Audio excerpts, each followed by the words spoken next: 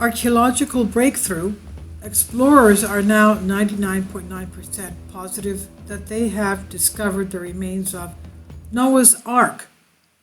And we know that from the Old Testament, we've been told that it was lodged on a high mountain, and that's what Ararat means in the Aramaic. Ara means high up, Ararat means high mountain.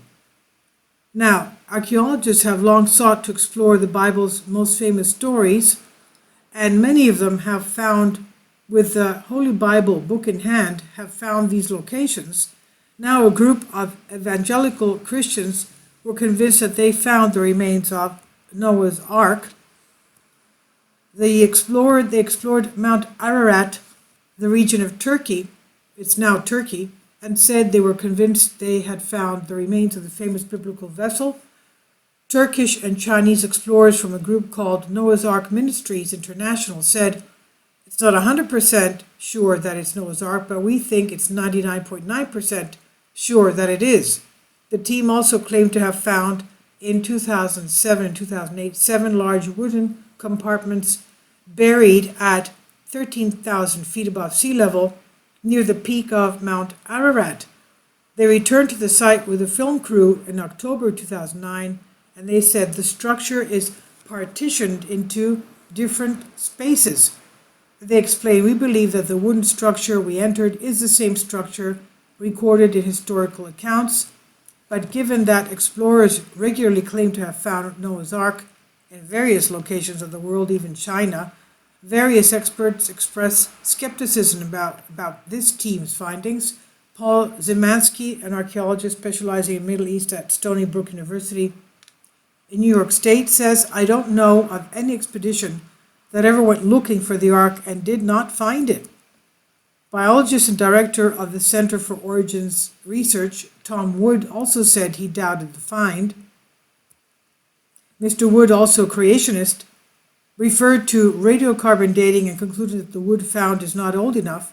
He said that if you accept a young chronology for the Earth, then radiocarbon dating has to be reinterpreted because the method often yields dates much older than 6,000 years. Radiocarbon dating helps gauge the age of objects, and it's generally thought to reach its limit with objects about 60,000 years old. And Wood says, I'm really skeptical that this could possibly be Noah's Ark. He said the wood date is way too young.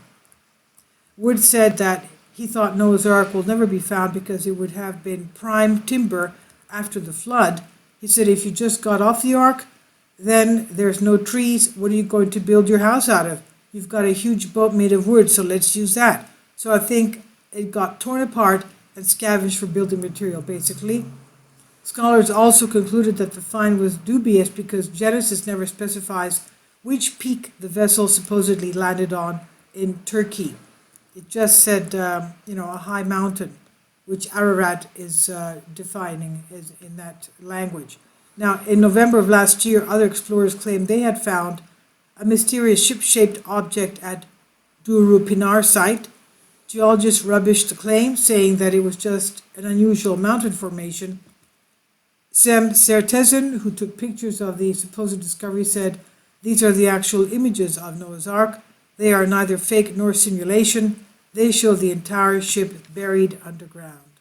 So take your pick. I don't know, what can I tell you? These people say 99.9%, others say it's a lot of baloney.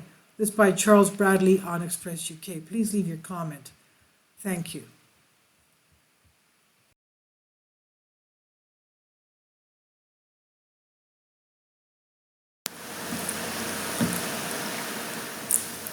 If you'd like to join me on my Patreon account, you will hear content not covered by mainstream media. These riveting stories will be based on my research, and I will state my opinions and give my personal insight on diverse and controversial subjects and world events not covered by mainstream media, and not supported by YouTube guidelines. So whatever I have on my Patreon, most of those will not be on my YouTube channel. Please consider becoming a member today. More of the most significant and important videos will be on my Patreon channel.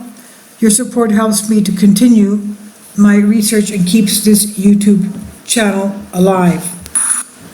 And we depend on your support, your generous charity, because we help economically challenged families here in Athens, Greece, in Kapota, and we also help the young generation with university tuition and the community around our church. Thank you.